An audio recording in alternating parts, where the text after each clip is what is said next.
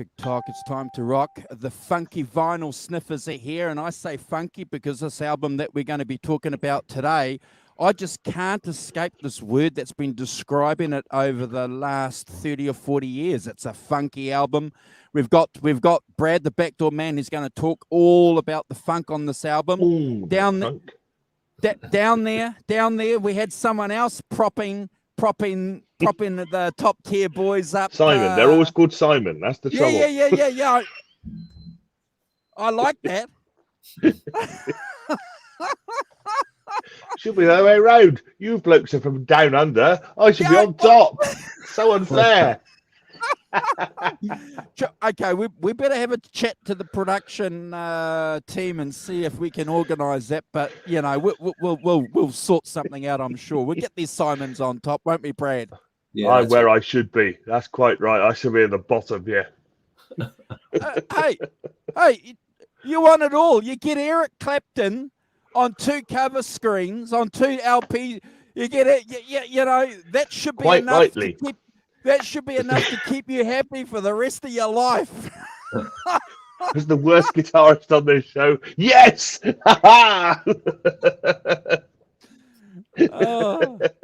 Speaking about that, the man who's responsible for doing all those things, he's in the chat too, I see. Yes. John. Morning, John. Yeah.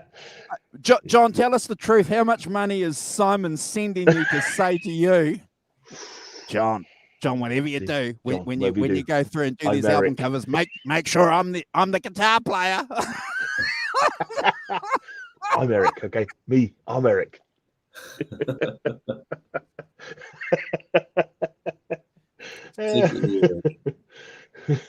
We know what kind of double dealing and backstabbing goes on around here. We know how it works. You say one thing to the one thing to your co-hosts, and then you're running around doing another thing. Oh my gosh!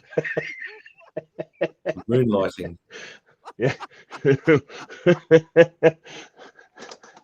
Yes, that's me. Oh, we'll give you a pass. Good to see you, brothers. Good to see the Rock Professor. And Brad, thank you guys for letting me have a bit of fun on the intros. I love it. You guys are wonderful. You guys are just so polite. You guys just let me go. Thank you. Yes. We don't really have a choice. No alternative. If we don't, if we don't let you go, anyway. Fires! That's what's going to happen. If you guys don't let me have my intro, you're out. Yeah. That's the truth of it. Yeah, never mind me, my Eric Clapton for a few dollars. The real power lies with. Oh gosh, Andrew, the dictator Walton. Yeah, I better shut up before I get myself into trouble. You two have got some jobs to do. I've given you a clipboard of things for you guys to do. So yeah, chop, giving notes. Chop. Well, I'm going to say hi to everyone in the chat because they're all about it. So we say good morning to Ellen. Good morning, Ellen. And Sonia. Morning, Sonia. Hope we're all good. And John, ZD351. Good morning, John. Thanks for your graphics again this week. Really cool. Fantastic stuff. Well, I'm pleased I'm still Eric. Dear. Got Adam Crofts. Good morning, Adam. So we got a roll scrolling. We've got a lot of people. Ambient Guitars UK. Good morning, Ambient. Up bright and early in the UK. You and me both. Mark Tanner. Morning, Mark. How are you? Hey, Mark. Yeah, good to see you. Helen O'Hara. Good morning, Helen. How are you? Look, that's quite a lot. So I think that's everybody for the now. So good morning, everyone. Hope we're all good. We're all safe and well. Can I guys just interrupt quickly? I just want to do a special shout out to Mark Tanner. Mark Tanner, yeah. I've enjoyed some of your uploads. The video that you did of your high school reunion photos and the instrumental pieces that you did, I think a couple of weeks ago. I haven't seen you since, but I burnt that in the back of my mind. I wanted to do a special shout out. If you guys haven't checked out Mark Tanner's channel, please do. and go and have a look. It's just wonderful. I love looking at photos of people, and and that we don't even know, but you can see them, how they transition, how people change, from being 16, 17 to, yeah. So wonderful. Thank you, Mark. I just searched for him on YouTube. Mark, are you the Bishop of Chester by any chance? So it came as Mark Tanner, Bishop of Chester. Well, possibly. That's good. I just wanted to say that quickly while I remembered. So anyway, guys, you've got your clipboards there. There's still some things on that clipboard list. So Simon's got all the tasks. Yeah. First I also have to shout out. Yes, I got all the tasks this morning. I also have to shout out to our old mate Warren. He's still undergoing his treatment, so we hope you're getting better, Warren. We hope you're all right, mate, and we look forward to seeing you back in the chat, possibly on the show as well. That would be really cool. So our thoughts are with you, buddy. Take it easy. I hope you get better soon. 100%. Stay strong. And we need to shout out to Teresa. Teresa, who's had a car crash this week. And I did message her and to say, hey, I hope you're all right. So she, I'll tell you what she said when she replied back. She said that she had a cut on her forehead. She's having stitches removed on Monday. A lot of bruises on her body, pain in her knee and ankle, but she's getting better every day. The doctor said I was very lucky as I lost a lot of blood, but I was conscious, recovering at home. God gave me a second chance, and I know I'll be fine. Awesome. Thank you so much for caring. So we send our love and our thoughts to Teresa as well. Get better soon. Yeah. Be good. Well. Yeah. Look after yourself. Yeah. That's wonderful. Thank you, Simon, for sharing that with us. Good morning to Hayden Crone. Good morning, Hayden. Because our community is a small community. We're a small world here on YouTube land, and we enjoy what we do here with all you guys in the chat, all you regulars, and also the people that watch our shows. We get a few watchers on our shows, so if you guys are watching us on replay, we've got a couple of things that we'd like you to do for us, guys. If you can share our channel, we've set ourselves a goal of 800 subs by Christmas, and we could probably get there, but we can only get there if you guys can help us. Also, if you can also remember too, if you haven't done this, on the bottom there, and I'll put up these account addresses on the show. If you can follow Brad and the Rock Professor on their Instagram channels as well, because that'll keep you in touch with what we're doing here and what Brad and the Rock Professor are doing over on Instagram land. That would be really, really cool. I was going to say Instantgram. Instantgram. Or a foreign country, as it's known to me. Yeah. No, you're getting there. You're getting really, really good. I want to do a quick shout out also, guys, because these things are coming to my mind. I want to do a shout out to Hoss. He was in the driving seat yesterday on the 5150 show with Brad and I. And that was fantastic. It was really, really great to be part of that show moving forward. We look forward, guys. We've got something going here on Sunday show, which is really, really good. But on the 5150 show, we've got some great stuff on that show moving forward too. So keep in touch with us, because if you're a classic rock or a Van Halen fan, you'll want to be part of where we're going to take you. Yeah, 100%. Yeah, 100%. I should say good morning to Trisk Suentken. I hope I didn't murder your name too much, Triska. But welcome. I've not seen your name before, so thanks for. No, that's a new name. For joining. Thank you for joining us. Very cool. Yeah. Trisk. So yeah, could I say really enjoyed the show yesterday. I thought you two and Hoss did a fantastic job. Thanks, Simon. I love two things. I thought I had lots of energy, and I love the honesty. I'm all for the honesty. When you're not sure, you don't think it's very good, you say so, and I think it's worth a lot. Always kind about it, but sometimes things are just a 5, aren't they? You know, Yeah. not everything's a 10, and you know, I think that's really cool. I see that's really cool to me. That, you know, if you think it's a 5, no one's afraid. You know, we all joke about it, but, you know, but no one's afraid to you know, no one's afraid to say if it's a 5. They don't, you know, they don't think it's very good, and I think that's pretty cool myself. Oh, thank you. Thank you. It means a lot to us because obviously, guys, if you're not aware of this, the Rock Professor is a producer of this program. So he's involved with everything that we do on the 5150 show as well, behind the scenes. So we appreciate that kind of feedback. Yeah. Well, yeah. Well, he gets something for it. I don't know what it is, but, you know, we'll work something out. But John, so the 5150 show moving forward is it's the show from down under. It's got 2 Aussies and a Kiwi, and we're looking forward to where we're going to go with the 5150 show next year. So hang in, buckle up. We've got a great ride guaranteed.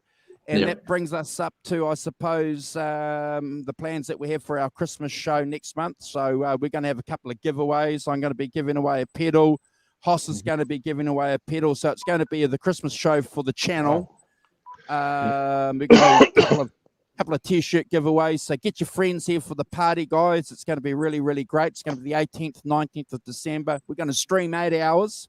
We have to do that because we've got some time zones that we want to incorporate and get some people on. And if anybody wants to volunteer to do the 8 hours with me, I'll take you. Yeah. I've got my alternative accounts lined up so I can win the pedals.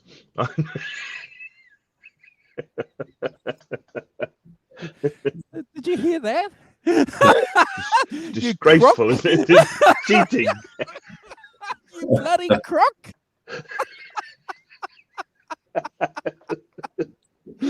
Oh. 17 other accounts I've got ready and waiting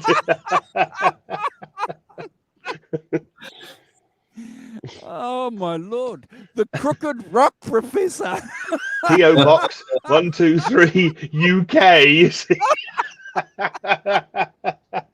You'll never know that it's me. Oh Lord. Oh my gosh. Who said you don't get surprises on this show? You think you know your co-hosts. Then it all comes out. You see, it all comes out revealed at last. I give up. The evil rock professor. It's in all the shows. Back to the clipboard. Brad, what's happening? We've got an event of the season coming up. We're going to remind everybody. So we better get Brad talking because it's just been the Simon and Andrew show. Well, I've just been sitting back, drenched in my deep purple, listening to you guys. We have got some really, really awesome shows planned moving forward with the British Electric Blues show. We're going to be doing a few specials on the new Get Back series that's coming out on Disney Plus. So we're going to highlight that here. And if anyone knows us all well, the Beatles is for me probably my favorite band of all time. So I'm ecstatic, looking forward to it, and I know you boys are the same. I'm sure you guys are just as much a fan as I am. So I'm jumping out of my skin waiting for this. Yeah. Good work, bro. So you guys need to quickly go and get some Disney Plus accounts sorted out because we'll be streaming this time next week, and we would have probably watched 2 shows. Yep. So we're going to get together and we're going to spend 2 hours. Can you believe it? Talking about the best band in the world. Yeah. Isn't it amazing? And I'm sure we'll be talking a lot about this on the round table discussion we have.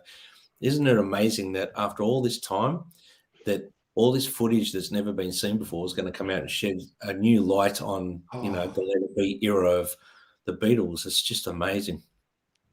I'm excited, man. It feels like Christmas. Do you remember when you were like a little kid, and you know, and there was the Christmas tree and there were these presents under there, and you used to go when your parents were out of you'd go up there and you'd pick it up and you'd shake it and you'd go and sniff it or whatever, you know.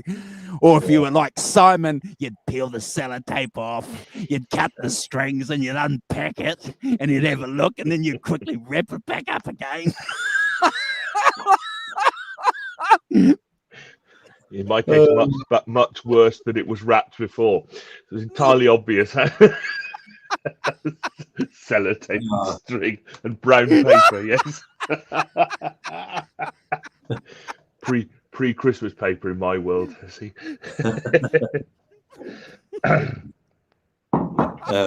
No, yeah. So you guys are hilarious. I'm sitting back here enjoying this. So we're really excited about doing this. We've been waiting all year for this. Oh, we've been thinking about this all year. It's something that is probably 2 years. 2 years, but for me, it's like we've been talking about this for a year or just over. Yeah. I'm aware of, and isn't it amazing? Like it's just Peter Jackson, like the guy who did Lord of the Rings, is compiling this footage for us that's never been seen before. It's just amazing. I just can't believe it that it's still relevant and it's still there, and people actually want to see it. It just goes to show you how powerful and how effective the Beatles are, or were as a band. No, that's right. Yeah. And I think that Peter Jackson will do a fantastic job. I think he'll do a proper rounded picture of that period. So, we'll get a proper view of that maiming rainbow. We were just talking about in the back area before we come on in the green room about it, and the footage of them doing two of us. They're compiling the song, working on it, and collaborating. Wow, it's I've never seen that footage before, and it's 50 years old, and they've cleaned the footage up. They've stripped the audio down. From my understanding, they stripped it back. They used modern technology to identify John's voice, Paul's voice, Ringo, George's voice, and then the instruments. They've managed to, from just one microphone or whatever was picking up the talking, they've managed to isolate it so you're hearing every little conversation. And whenever they didn't want to be on camera, one of them would just strum guitar while they're talking so that the cameras wouldn't pick up what they're saying. Well, now you can hear it. I can't wait. And it's all part of that. I don't know if you saw the film that Peter Jackson did about the First World War. That he coloured it all in and stuff and made it, which is a brilliant film. So, got high hopes of him doing the similar thing to the Beatles, which is fantastic. Yeah, I can't wait, guys. Thank you, Brad, for reminding us and everybody in the chat too. You need to go and check that out. Go and download that app on your device, sign up, and grab some popcorn and get ready to watch what's going to be something really, really remarkable. I can't wait. I'm just chomping at the bit, guys. And we've done some Beatles albums on the show. We've done a few. We've got a lot more to do. We decided we got Brad on, and I think we decided that we were going to sooner or later do all the Beatles albums. So I don't think we've even done. We've done 3. I think we haven't done like the White Album. There's just tons more. Revolver. And 2. We've done 2. And we've done Abbey Road, haven't we? We haven't done the Abbey Road and Revolver. Yeah, so there will be more coming forward, and I can almost guarantee in another 12 months we might revisit Abbey Road again, because you might see something re-released by that. Maybe you don't know. So we'll be. I mean, even like the Beano album, we'll be re sort of visiting that moving forward as well. There's just always more to talk about that we miss off, because we go into so much depth with the topics we're talking about. We miss a lot too. So, we get off and we go, oh, damn, I forgot to mention that. Damn, I forgot to mention that. So, yeah. Yep. Yeah. And look, I agree with you, and I can't wait, because we can go back and revisit these great albums. And this is what we specialize here on the show with everybody in the chat. We can talk about albums, especially, or bands, as more information comes through, so yeah, I look forward to hanging out with you cats, my brothers here. This time next week we'll be 2 shows down, and we'll have big permanent smiles. Yeah, I'm looking forward to it. Can't wait. Can't wait. Can't wait, Bro. fellas. Yeah. Why are we here? Why are we here? If it's not obvious, I'm drenched in Deep Purple here at the moment. So I got some pics to show too. I managed to grab. cool. So that's great. That's great because I only thought of that when I was driving home to get here to do the stream. I went, oh bugger, I haven't done any pictures or anything. So yeah. So the album cover is I love the album cover. It's great. So yeah, we're here to talk about Stormbringer, Deep Purple's classic album Stormbringer. It's a interesting album. You know, it's got a few really, really powerful, strong moments, and it's got some more laid back sort of moments as well, and a little bit of funk and soul in there, which is a bit different for Deep Purple, which we got a lot of mixed reactions about this. So I'll talk about the album cover because you've got it up there, Andrew, if that's all right. So yeah. The album cover, it's a picture of a tornado with a Pegasus riding in the storm. The cover is based on a photo by Lucille Handberg, which is taken back on July 8th of the year 1927 in the town of Jasper, Minnesota. That's my birthday. Is it? The 8th of July is my birthday, yeah. The picture stretches out over the back cover, show the immense size of the storm. The intenseness of the album cover doesn't necessarily translate to the music, though, which is something that I thought was an important part, because I mean the song Stormbringer is a bit of an epic, but everything else on it's a bit left field to what Deep Purple have done in the past. But I love this. I love that album cover. That's one cover that I always thought about getting framed and sticking up in a room just because it's very, very cool. And so yeah, we're talking about the Stormbringer records. I'm happy to dive into it, guys, when you are. Oh, absolutely. I can't wait. Yeah. Before you do that, bro, you've done a lot of work this weekend, bro. You led the roundtable conversation yesterday on the 5150 show, and you're leading the show today. So, a lot of work, bro. I know what goes into that. So I just want to say, publicly here before you get into it, thank you very much. Appreciate it. Thanks, mate. Thanks. Yeah, you worked me pretty damn hard, Andrew, I've got to say. If anyone's not sure what we do here, we don't just get on and talk and blabber and talk crap. We actually do our homework. So we want to do the best show we can for everyone. Unlike other channels that just get on and waffle shit. Sorry, dig. Potty down, sir. Yeah. We actually come on and we talk about the topic. So, I mean, for Stormbringer, let's get back on track. Stormbringer, after the Burn album, Deep Purple went right back into the studio and recorded the second album together with this lineup, which is the Mark III lineup. The album was released on November 1974, which was 9 months straight after Burn. Stormbringer is the band's 9th album and actually ended the marking of this era and lineup of the band. So I've got some notes here I'll go through. Following another world tour, the group returned into the studio in late summer 1974 to record Stormbringer. It was co-produced by Martin Birch, who's a classic producer of that time frame. The album was recorded in both Munich, Germany and Los Angeles, and it's musically displays Deep Purple in an even more sort of soul and funk element, with obviously Deep Purple bringing in Glenn Hughes and David Coverdale.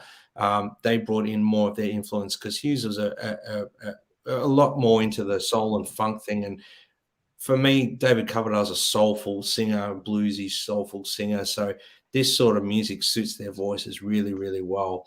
And John Lord was providing like a really strong and versatile sort of playing in this.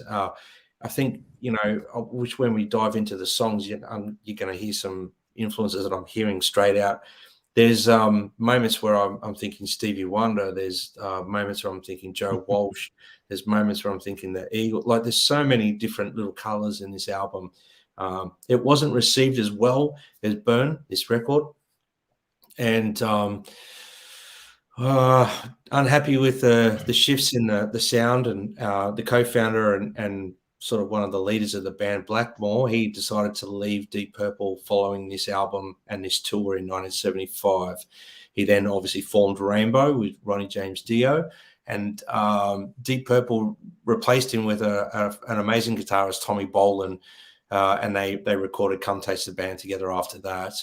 And look, they called it quits after Come Taste the Band in early 76, and they didn't really reunite for about a decade after that. So, look, for me, this record, I see it more like a progressional thing from Burn. They embraced a little bit more of their funk and soul, influences. And as much as Richie Blackmore sort of dissed the sound of the record and the funkiness to it, you know, by God, he plays so funky and really well on it. And I really believe that he was into it and maybe disliked it afterwards, because in a roundabout way, he wanted to change that classic rock sound with the Mark II lineup of Deep Purple. He wanted to change that.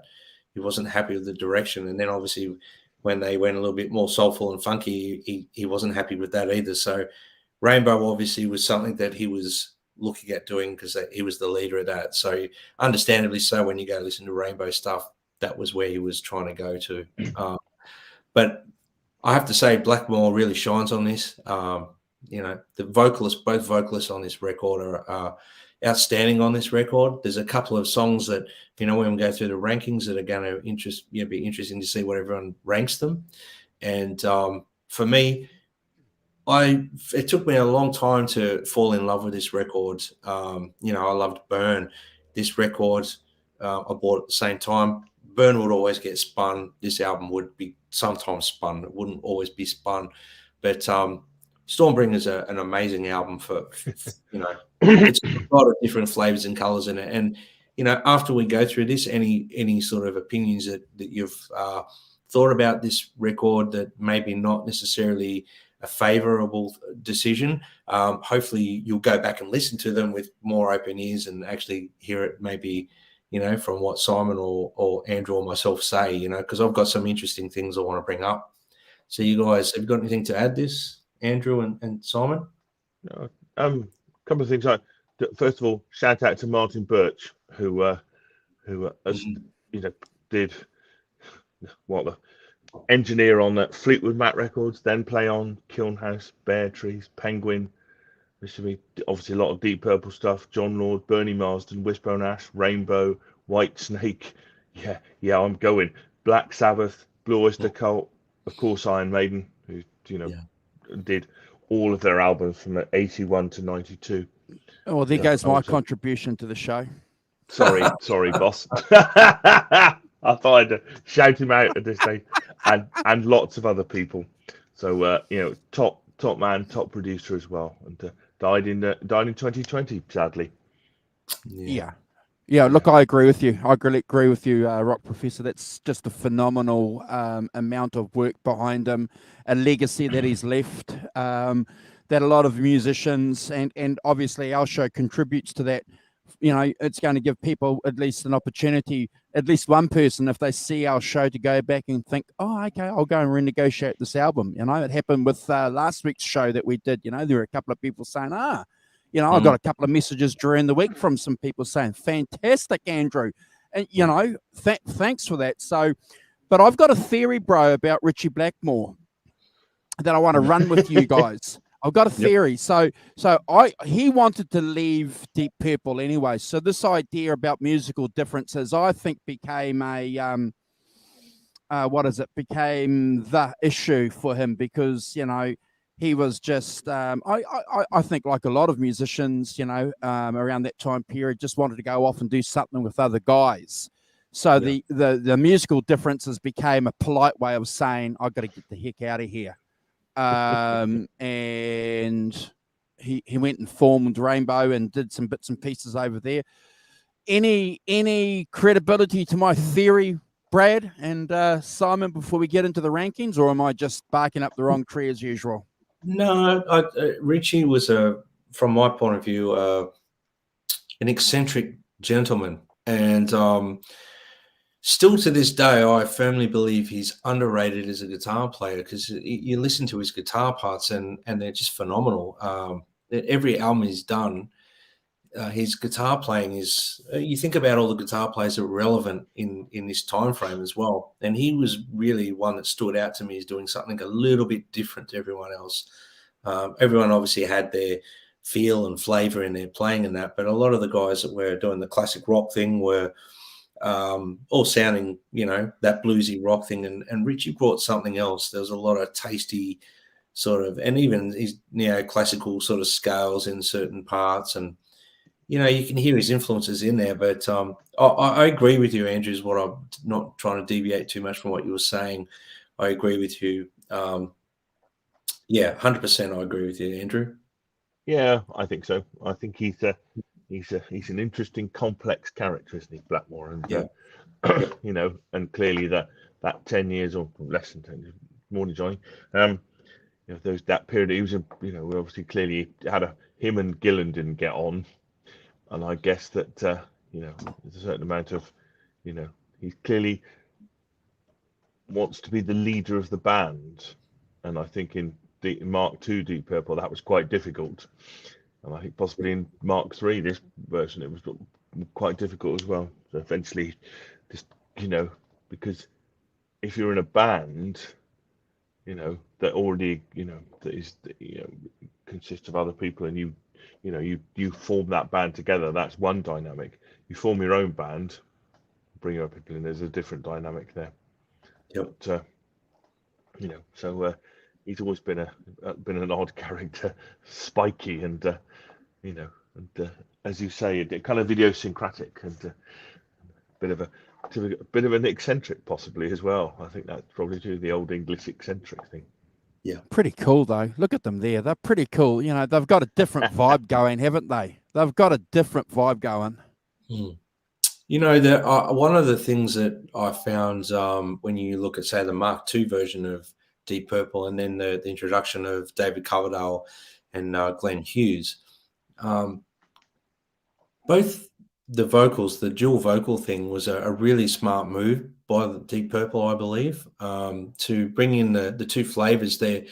Obviously, Coverdale's a little bit more of that, powerful, bluesy, soulful singer. And, even Paul Rodgersy a little bit with his vocal ability, his tone and everything. He had that amazing chesty voice. And Glenn Hughes was like, he's got that nickname, the voice of rock, for a reason. He's got that almost, what do you call it, operatic sort of voice in there with soul. He's a very much a soul singer, in my opinion. So, I even love listening to Glenn Hughes in Dead Daisies and, Black Country Communion. Everything he's ever done, he's just got an amazing voice. But, I do believe that they had their problems with the Mark II lineup, and this was a really cool move, the way they did it. And they very, all had egos. You can tell that they're all, Ian Pace and John Lord were very humble guys, I think, but they had egos as well. But two lead singers and an eccentric guitar player, there's not much room up front for a lead person, is there? They were all, in all due respect as well, Glenn Hughes and David Coverdale worked really well together. They matched parts out, songs. They knew who's going to sing what. There's songs where it starts off with Coverdale singing, and then Glenn Hughes takes over, and then they join up in the choruses, and so really cool. I also think that it's also a tribute to Glenn Hughes in that he, clearly is a lead singer in his own right, but yet he fitted in round Coverdale, and I think that. My guess is that wasn't necessarily the easiest thing to do. If you're kind of the second lead vocalist in here, it's kind of, working that together was so I think I'd take my hat off to Glenn Hughes and being able to do that. And yeah, yeah. Dog Par's right there. Yeah. What's that? Sorry. Oh. Dog Par's right there. Richie threatened to quit Deep People a year before that record came out at the California Jam, and it was more than just a joke. Yeah. Through the year, he was escalating and acting up. So yeah, he was right he was a very eccentric dude, and obviously. He's Still is. He still is a very eccentric person. So, I don't know if you've seen Come Hell or High Water, I think it's called, where they reunite with the Mark II lineup. And he sort of walks on halfway through the first song. He's not happy the whole gig. He throws water at the cameras. And it's just like, they obviously had a tough time with him. But, yeah. It's remarkable. Guys have got to go and watch it, Brad. I'm glad you mentioned that. It's hilarious. Look, when I watched that Come Hell or High Water, I lost a lot of respect for Richie at the time, but I thought, that's not good to the fans. In other words, what they were doing is not fair to the fans that are paying dollars to come and see him. But good point. Obviously, from my perspective, as a guitar player, Richie's in my top 10 guitar players of all time.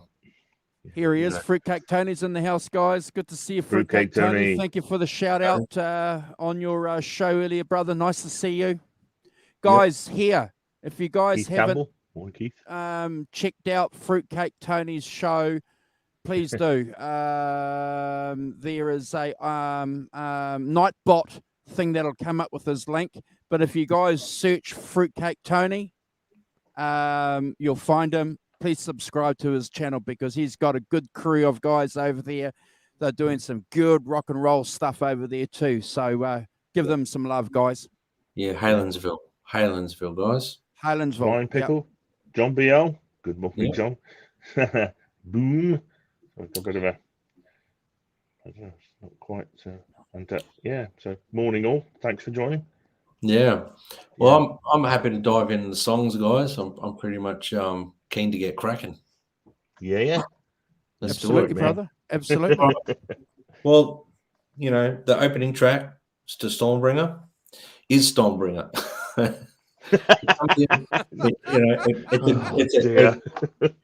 It's a great opening track. It comes in with a lot of intensity.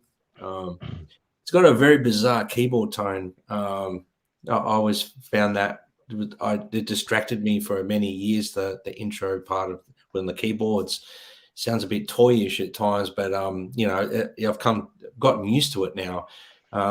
According to Glenn Hughes, the slurred gibberish thing that Coverdale's doing at the beginning of the track is a backward dialogue that Linda Blair's character utters in the film Exorcist when she's by the priest. I don't know how true that is or not, but so I've gone back and listened to it on repeat, just going, what the hell, trying to make out what it is. And I did watch a live version of him doing it, and he does say it, but it's like a backward. I don't know how he's doing it, but that's interesting. Obviously, once the rolling riff starts, it's like a steam train. It just Coverdale's voice sounds amazing. Glenn Hughes' BVs are amazing. The whole band are cooking. It's a fantastic drumming, and Ian Pace's drum fills always they're outstanding to me. And it surprises me how he manages to come back in on the one on some of those fills, because if you really focus on his fills, he's going over the beat and then he hits it on the one again. He's a remarkable drummer. John Lord's always outstanding to me. I've never heard John Lord do anything that's bad. There's some really cool bass playing from Glenn Hughes. The guitar is the highlight for me in this song, without a doubt, though. The solo is outstanding. The slide intro to the solo is like gorgeously executed. The second part of the solo with the phase pedal on, that's just perfect. It fits the song perfectly to me. And I love the wah parts at the end of the solo, at the end of the song. Really cool touch.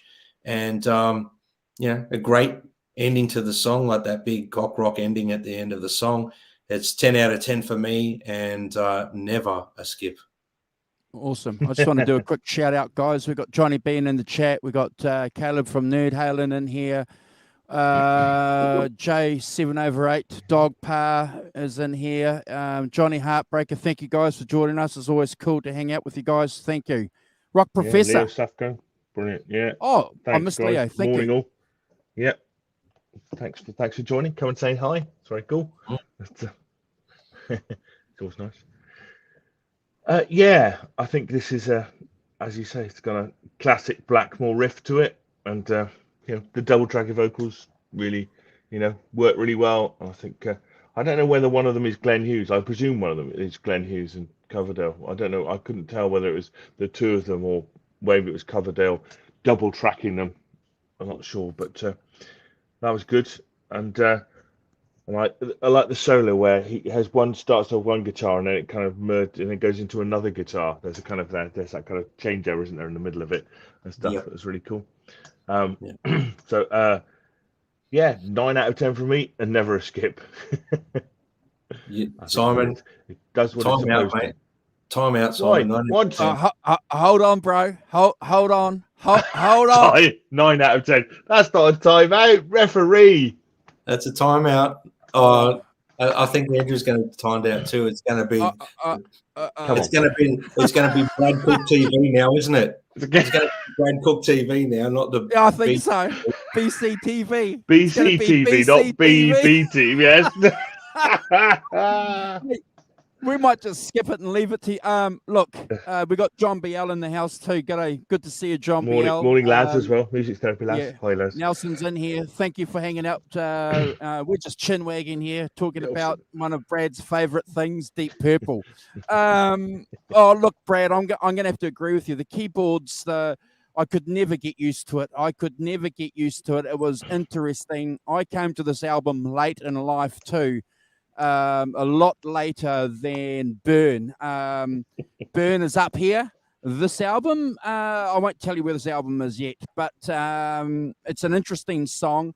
It's going to it gives us an introduction, doesn't it, guys, of where the album's going, because it's not like Deep Purple. And when I listened to it the first time on Tuesday or Wednesday, I think it was Tuesday, it kind of shook me away because I had to. Is this Deep Purple? I had to get my head around it because, and focus on it because even the guitaring isn't. It could trip you up.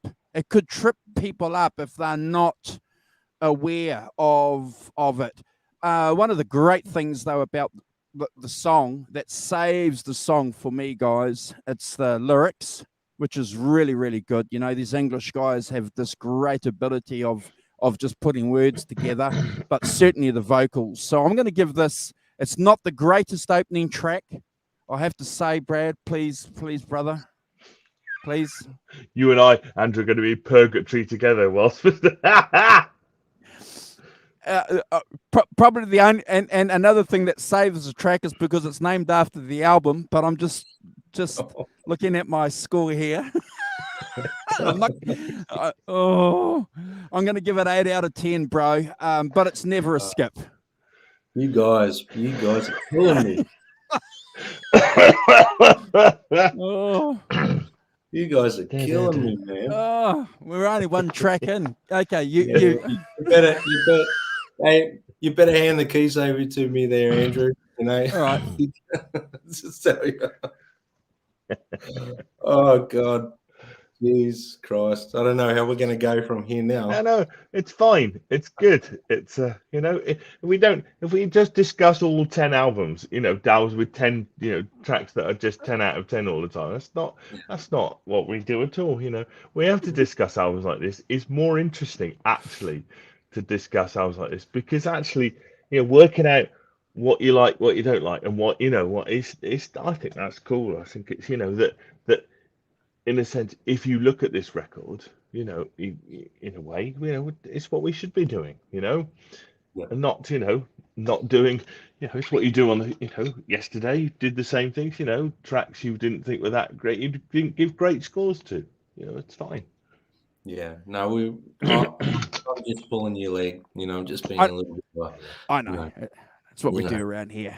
Yeah, I'm just taking the piss out of you guys. You Bit of deserve Archie what We you badge. deserve. You know, I work damn hard, so I've got to have some fun. You know. Yeah. All right. All right. Well, come on then. Give us the next song, brother. I can sense you guys want to get this over and done with, so let's get cracking. Hey? Plenty to say. Don't worry. All right, so the second track on the record's called "Love Don't Mean a Thing." Look, this if you put out of your head that it's actually Deep Purple, that's what you've got to kind of do, because they tried to mix it up and do something slightly different on this record. So "Love Don't Mean Anything," it's got some really smooth, like mellow funk in this one, in my opinion. There's some great crooning vocals from Coverdale. The bass in this song is great. Ian Pace's drumming on this is just so smooth, and there's like a slight funk, but it's so metronome. It's just locked in. At times, it sounds like a Stevie Wonder song to me. It's got that sort of funk to it. Coverdale's voice just seems like he keeps pushing through the song. As the song goes on, he's pushing harder and harder. You can't sort of knock Coverdale's voice. He just had one of those really infectious vocals that used to try and sing, just unbelievable. The vocals from Glenn Hughes in this are great. Nice solo from John Lord. Definitely some soul funk vibes. The end guitar solo is very slick from Richie. It's very slick. It's not overdone. It's just laid back, suits the song. The whole band, there's some fantastic playing in it. The more I listen to this song, the more I like it, and I can just picture, driving down a country road listening to this tune, and I would love it. So 9 out of 10 for me. It's never a skip. Awesome. Yeah. Did he play slide guitar at the beginning as well, Brad? There is There's a slide little guitar, isn't there? I'm not a couple of tracks. I made note of this being slide. It's like, I don't know. Seems unusual for Mr. Blackmore to be, giving it to some of this. There we are. He plays a lot of slide on this record. He's out of character a bit for Richie. Oh, not out of character, but yes, it was a new thing. I don't remember him playing slide in the previous, but could be wrong with that, but I don't remember it. But that's pretty cool. I agree with it. That Stevie Wonder thing, that keyboard, it's the clavinet, isn't it? It's that ding, ding, ding, ding, ding, yeah, it's that sound, that kind of that seemingly people use on that, at that time. Yeah. I think that I wrote that down as funky keyboards, a la Stevie Wonder, absolutely as a kind of thing. And of course, was it Stevie Wonder? Was it? Which Stevie Wonder? I can't remember which Stevie Wonder album came out. I can hear that keyboard, the clap Fulfilling This First Finale came out this year in July. So clearly that was the sound of the year. The thing. I agree with you about the guitar solo. I mean, it's very un-Blackmore like, isn't it? It's very laid back, cruisy. It's a mellow kind of melodic kind of thing. It's like, come on, Richie, pull your finger out, mate. Really, I gave this 7.5 out of 10. My trouble is, I tell you, one of my basic things is that I listened to this album because clearly I haven't had anything else to do this week except listen to this record. So I'm just like, I still can't actually whistle the tune or hum the tune to you now. And I think that one of my things about is if I hear a song, if I can kind of hum it, then it's sticking in my brain and the hooks are there. I just I've tried my best and not not really, and I think I'm stuck, like you just said, in I really want to hear some organ through a Marshall and that integration with Blackmore's, and a bit more fire from Blackmore, interestingly, on his solos. I don't know whether it's a sort of portent, but you kind of feel that this is not the real Blackmore playing. He's fitting in with what the way of the songs and stuff, and maybe that's why one of the reasons why he left is because he clearly went back to Rainbow, which was much more of a sort of rock thing, where he's much more kind of center stage. rather than clavinets and things. But no, I don't skip it, but I just don't think it's a particularly classic song from Purple. So which is why my 7.5. Yeah. I did go and I promise I went and re-examined these things several times. Played them on my car, played them on my stereo at home, on all sorts of things, just to figure myself out a bit. Andrew. Okay, so this is a group effort song where all the members of the band have contributed to writing to this song, apparently. And I think that's probably one of the reasons why the song suffers a little bit. I'm glad the Rock Professor and Brad mentioned, Stevie Wonder, because we have to remember this too. Funk was really, really popular. The Rock Professors mentioned it, 74, 73. It was the new thing. So, you've got clearly a hard rock band wanting to be up there with the current vibe, with what's going on, remaining relevant, feeding back that music that we do as musicians, whether or not we're jamming with 3 guys in a garage or in front of a stadium of 80,000 people. It's that reciprocity that you're doing. So I dig the song for that. This song is clearly that statement by this band. It's their offering to, the trends, the time. And I like that. But musically, it's all over the place. It's it's not a satisfying listen to me. It's it has the potential for collapsing the whole album, but it gets back onto its feet. I'm going to give this a 7 out of 10, guys. But again, as the Rock Professor said, it's not a skip. It's a classic piece of a great British band getting funky and doing a pretty good job. Nice. Yeah. I think it's interesting that I think that some of the band get on with the funk more than other members of the band. Actually, I think Glenn Hughes particularly is clearly, that kind of funky stuff. Other stuff. He's a funker. Yeah, he's the bass player. Was definitely. He's got he's full of funk. Got the funk. But Brad, one of the things that I thought about this album was that I felt like, as I say, Blackmore was a bit in a territory that wasn't really suited him. I also think that for me, Ian Pace as well. I was kind of, I went back and listened to Mark II albums, and I had did some comparison and thing, comparing and contrasting with the way that he plays drums on, say, Machine Head, and the way he plays drums on this is very different. Correct. And I felt like those, he's quite busy on the earlier records, whereas this he's much more tied down. Given it that suits the music for sure. My feeling is that he's not quite so comfortable doing that. I could be wrong, but makes sense. That makes sense. 100% makes sense. I mean, I'd say bands. You can't just make the same album over and over and over. You have to grow and you have to change. You have to move on. And do things differently. So I mean, it's kind of credit to Purple for doing that. Taking new people and then making something different, not just regurgitating Mark II. I think that would be bad idea. Yeah, well, I think that their intent was to change direction, and that's why, Richie at the time wanted to bring in David Coverdale and Glenn Hughes, which was something that, at the time he wanted to change direction away from the Machine Head vibe. He was done with that, I guess being team players, they all tried to go with that move forward, whichever direction that was, which is credible. And I know what you're saying about Ian Pace. I thought the same thing. He's just laying it down and he's just keeping it very tight and very smooth.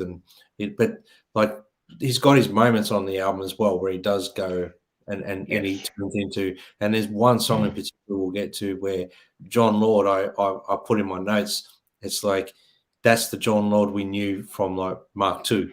He's doing there's one track, isn't there, where he's got his Hammond out. Yes. He's going for it. So and so we will get to those obviously, but they're all valid points, and just bear one thing in mind with this record. I think it was they were trying to step away from doing another burn as well. And Coverdale and Hughes were really big on like soul music and funk, especially Glenn Hughes. So the heavy influence by them, and you know, so it is one of those records that I think's got a fair bit of variation away from their normal sound, which in a context I kind of like that in a sense, where some bands do that, and it makes a lot of sense to me because you know, imagine the Beatles pumping out "Please Please Me" for 10 hours. Clearly, yeah, absolutely. You know what I mean? So we've got to put that completely in mind. You also coming from a time frame when bands were evolving quite quickly and changing and fitting in with other bands, you know. So like trying to at the time, what was this, 74, 75? So you had Zeppelin, they were changing. You know, Black Sabbath, which everyone was doing the supergroup thing. They're all changing what they were doing per album. So it's just a progression thing for me. And like, Come Taste the Band after this is different again, you know, different guitar player. Yeah. So yeah. So we're up to what are we up to? Holy Man. To me, this one is a very mellow song. Very mellow intro. Slide guitar work from Richie is really good. I really enjoyed that. And I like this side of the direction they went with this album in this sense, where they put some more moody, relaxed stuff in there. Hughes' vocals on this are very relaxed. He gives a little bit in the verses and the pre-choruses, and then the chorus he's really just pushing, and then he goes back to that smoothie, sort of silky voice that he's got. I'm going to sort of bring a few things up here. I hear very 70s Joe Walsh vibes in this song. For some reason, I'm hearing very, you know, Joe Walsh era music. I don't know why. It must be the way the organ meets the slide guitar and everything like that.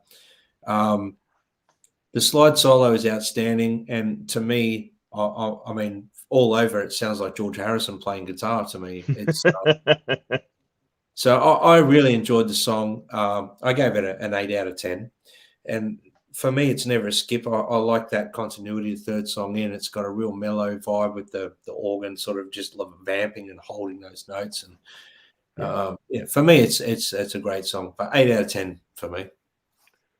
Well, Professor, yes, I completely concur. I think that that much more kind of, you know, bring it all. You know, there's not the sort of stick out bit. It's much more of a band playing. I think, you know, as you say, the interest with the slide, you know, gives a, you know, contrast.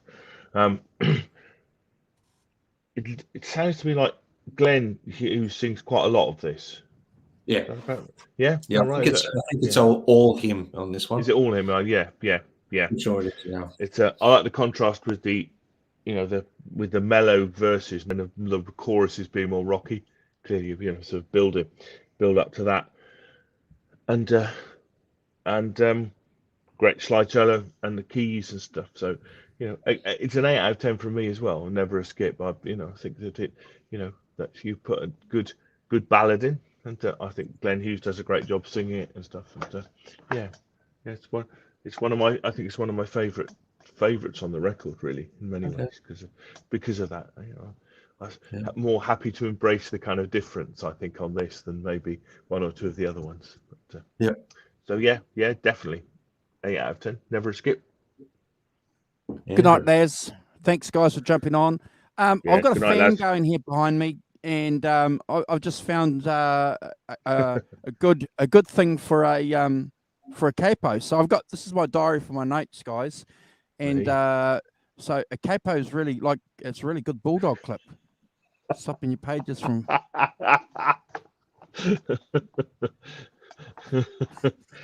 The capo. Okay. All right. The tool that divides a guitar community.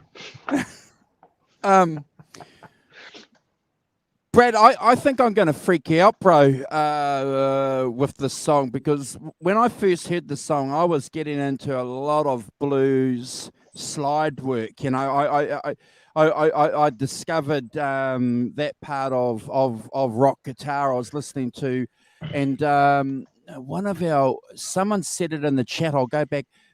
Southern rock. So I was listening to Allman Brothers. I was Yeah. heavily influenced by Derek and the Dominoes. And so when I heard this song, I had this immediate attraction to it. It just had a sound that was bouncing in my head. I love this song. That laid back approach was a nice jolt from these other two songs that, that's preparing you for another journey on this album. I love the song. A nice surprise. And when I listened to it again this week, I was jolted back to that to that feeling, that thought that I had when I first discovered the album. Love the slide. Anyone that watches this show knows that we're all slide lovers here. I think it does a remarkable job. I'm not going to repeat what the Rock Professor said about the vocals. Again, English guys, these English skinny guys that can stand up there and sing. They can bring back the tone, the volume, that emphasis that they have sometimes, and just sing delicately. I love it. So I'm going to give this a 9 out of 10. It's never a skip. Yeah, awesome. But for me, when I was listening to this song in particular, I kept thinking of Joe Walsh. He's got a live record out called "You Can't Argue with the Sick Mind," and those vibes were coming through. I don't know if you want to sort of yeah. When you listen to that record, there's a lot of this energy and vibe, especially with the keyboards and stuff in there. And I was hearing stuff like "Time Out" and "Turn to Stone" in this song. That's just that I just couldn't get away from that when I was listening to it. I was like, wow, this could have been something on a Joe Walsh record. 100%. I thought you were going to invoke the ghost of Dwayne Allman for the slide bit for a minute. Yeah. Well, even vocally though, there's moments there where it sounds like Joe Walsh singing, and I was like, wow, Anyway, that's just something I thought I would share with you. Number 49. Yeah. So what are we up to? Sorry, guys. We're up to Hold On. Hold On. Yeah. So for this one, another very smooth, laid-back vibe. That organ in the intro is very dense and chill. I like it. It's got an ambience to it. Coverdale singing, very relaxed. He winds it up in the choruses. Glenn Hughes is also great contrast vocally on this one as well. I've said it before and I'll say it again, that they sung really well together, and the drums from Pace are tight. They're just holding it down with that funkiness. I call Richie's playing, and I can't think of a better way to describe it on this song, very country, chicken picking, funky guitar sort of solo. He would do that a lot with Mark II when they would do Lazy live, and he would do that sort of, I'm sure you guys know what I'm talking about. Being guitar players, you hear that sort of, it's like chicken picking, plucky sort of thing he's doing. It's remarkable how he did that, and it sounds fantastic. I love the way he plays over the changes in the solo. But the highlight on this song for me, without a doubt, is the organ solo. It's reminiscent of Ray Manzarek at times from the Doors, but that's the highlight for me on this one. And the other highlight for me, I have to say, Coverdale's voice is just outstanding at the end of this song. I just get goosebumps when I hear Coverdale really lay into it, because he's got that timbre in his voice. So it's an 8 out of 10 for me. It's never a skip. Simon. Yeah, it's pretty much the same one.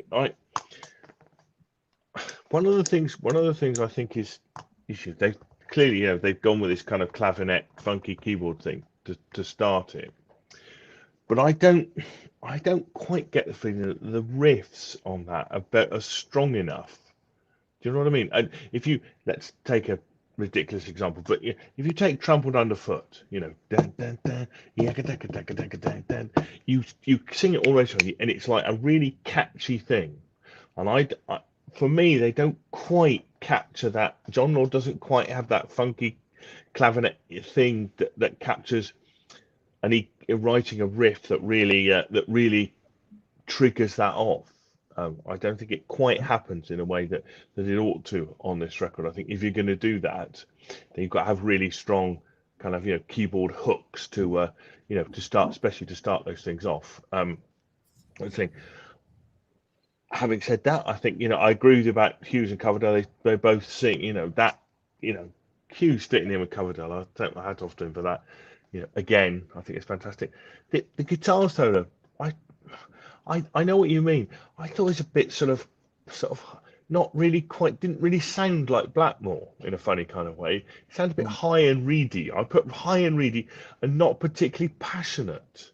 The one thing I expect from Blackmore, it's like coming in, and a bit of it sort of. I guess it kind of surprised me really that it wasn't quite the sort of because I think on this track he could come in with a with a bit more trademark, but had somehow chosen not to.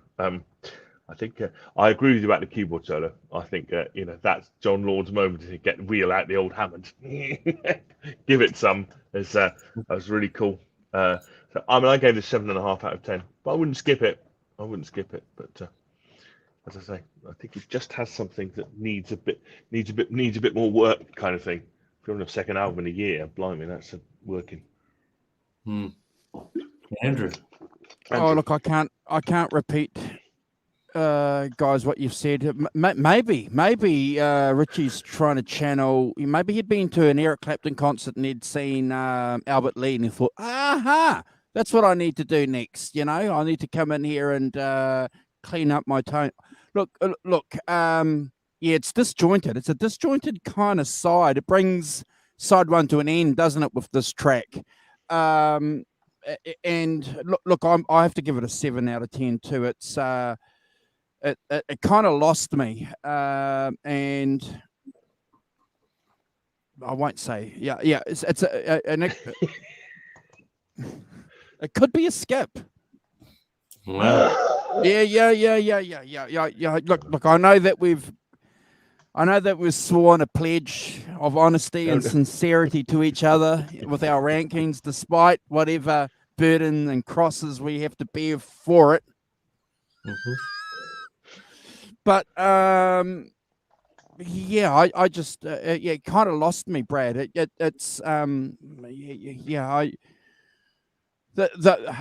just looking at my notes here. I've got singing and I've underlined it so that the vocals. When I say singing, it's because I can't spell vocals sometimes and I'm writing fast.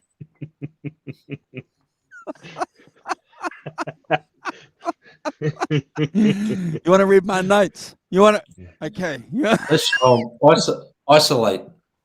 No. Because then you guys will see all the little doodling that I do in the margins that I've been doing, all my life that I learnt at primary school, Yeah. Helps you think, doesn't it? Doodling helps you think. Concentrate, Walden. Catholic schools. Bang! The brothers. Let's not go there. So where are we, guys? What are we doing? Okay. I'm just trying to maintain my standards in your books as a good friend by saying it could be I'm taking I'm diverting the conversation. Don't you see the tactic? You can say what you like. It's okay. All right. It's a typical tactic, 7 out of 10. Some could be a skip. Could be a skip. That's all right. I mean, look, you can't like every single song. That's it's not possible. But unless you're me, that of course. No, I love Deep Purple, so I'm a bit biased if that makes sense. It's hard, and I still work hard even when we do like the 50 on 50 show and we're talking about any of my favorite bands. I find it hard to step out of that and just listen to it as an album and rank it that way. And this is what we do. We bring that passion and that love that we have and this emotional attachment, and we expose it to everybody, bro. So don't stop doing that, brother. Thank you. No. Yeah. Well, look, guys, side one's over, and I know you guys have just like given a little bit of a sigh of relief. It's like, okay, side one's done. So side two. Lady Double Dealer. Look, it's a great track opener for side 2. That little drumming intro and riff is really cool. Coverdale comes in singing with some real chest beating like vocals. He's really giving it some. There's a very high energy vibe throughout the song. The bridge section, the bit where that goes, "I give love to you," it's very gospel-y in my opinion.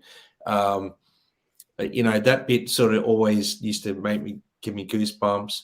I love how Richie comes in with that sort of slamming, fuzzy infused solo. Some major, whammy bar bombs on his strat. So you're talking, Machine Head vibe sort of solo there. That's the one of the ones he's done on this record where he's sort of channeled that a little bit. Some great guitar licks all the way through. The harmonized guitar parts at the end. Then the organ joins in with those harmonies. That to me is like pretty cool. I love that stuff. That's those sort of things give me, excitement when I'm listening to it, and I love that sort of typical, cock rock ending, the way they end the song. I gave it a 9 out of 10, and it G's me up, this song. Yeah. Yes. I'd written much more like classic Purple. I think that you're right. It's got that fast guitar at the beginning, 2 guitars playing it, solid drums, and I feel there's much more fire from Blackmore. He's sort of like he's properly engaged with it and feeling it. I agree with you about the double track vocals, in the chorus and things, and that fiery solo from Blackmore, as you say, with the wham, you think, there he is, unleashed, and the organ at the end is classic John Lord. I think this is much more where the other members of the band feel comfortable with. That's my feeling about it. Is it like Pace and particularly Blackmore? This is their wheelhouse. This is where they feel comfortable. And I think this is, this for me is joint best song on the album with the title track. I think it's a 9 out of 10 for me. Never a skip. I think it's as I say, I think it feels like they had this song. I don't know when they wrote it, whether it's a bit of a leftover from something or other, but Blackmore already had it, kind of thing. But to me, that's where the other members of the band feel more comfortable with. Yep. So yeah, never a skip from me. 9 out of 10. Andrew. So, Simon, who cares where the band, think they were of the song? What's important is where I am when I hear this song. That's the most important thing. Look, I love this song. It's 3 minutes. It's one of their shortest songs. I love talking about this, and I think Brad brought my attention to it months ago when we were talking about songs, length of songs. It's interesting how some short songs seem quite long and some long songs seem quite short. It's just one of those great things that music has as an effect on us. This is 3 minutes, and I just wish this song would go on because it's I have to admit this. I'm looking for that classic Deep Purple sound, and I'm getting it on this song. I'm getting it. I'm getting everything that I associate in my music memory with. And don't kick me too hard, guys, because you've made mention of the Beatles. How the Beatles, for example, have progressed, and Van Halen as a band progressed. But I still need to have signposts. I still have to have music posts for me to cling hold of if this band wants to take me on this journey. It's important. And the song's doing it. So because of that, I'm going to give it a 10 out of 10. Awesome. Awesome. Yeah, it could have got a 10 from me as well, but I just decided because I can't rank everything 10. So I thought, but I could. Still mates? Are we still mates, bro? Are we still mates? Well, you've redeemed yourself quite a bit in the last couple of things. So the one I thought you were going to give a horrendous score for, you did quite well. So okay, all right. Thank you, bro. So we're up to you. Was it? You can do it right. You can't do it right. Do it right. Sorry, I'm just I've heard that lots of times in my life. I've scribbled my notes this week because I've been so busy. Andrew is a slave grinder, so everything I read my writing. But I'm joking, guys. Look, it's a great intro. I love the guitar tone as well. The song comes in with that organ and guitar playing the same riff, which sounds great. The verses are very funky. Coverdale sounds really soulful in this one. Hughes sounds like a soul singer more than he does anything else in this one as well. It's just a remarkable voices. Great oddball organ solo from John Lord. I find it's oddball sounding, but it suits. Don't know if I've paid much attention in the past, but what Richie plays underneath the solo is really great.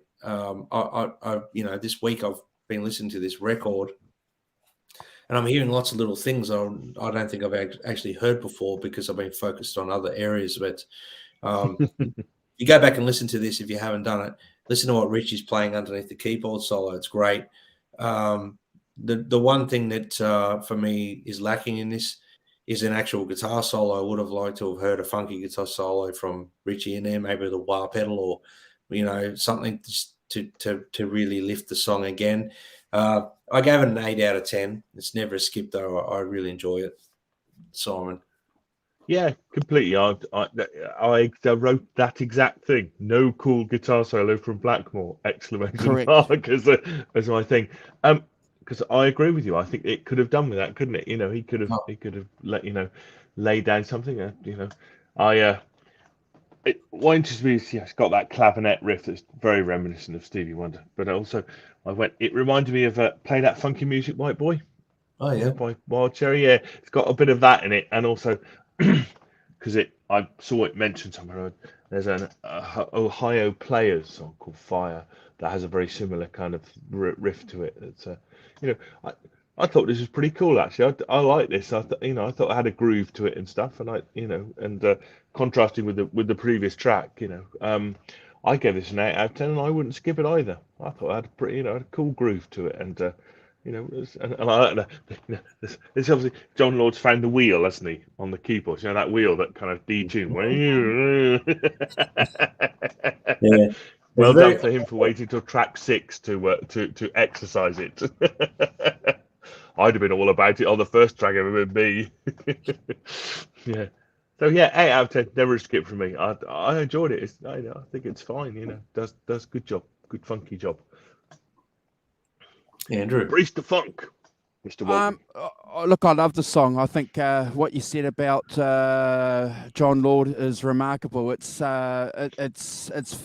It's complete opposite to Stormbringer, which has got this keyboard thing, which I don't quite connect with. But after listening to the first song on side 1, which is Deep Purple, and then you jump into this, so it's really cool. I like it. It's smart programming. It's got that funk clearly, the whole album, and I like that. Don't get me wrong, I like it. I think it's great. It's a good bow. It's a good arrow in their bow for what they've achieved as a band. And I like it. I remember reading somewhere too that this album was responsible for who's the guitar player on the Red Hot Chili Peppers? John Frusciante. Yeah. Smokes. So it's got credibility as far as can we say modern funk guitar players, funk bands? Yeah. Are they modern? Because they've been around for a while, haven't they? Since the late mid 1980s, 35 years, yes, 40 years. Yeah, Mother's Milk. Modern. I remember buying Mother's Milk in 1987 or 88. Jeepers, So is that still modern? Brad, look, I love the song. I think it's a great follow up on the first song, and because of that, I'm going to give it a 9 out of 10. It's got the funk, bro, and they pull it off. Yeah.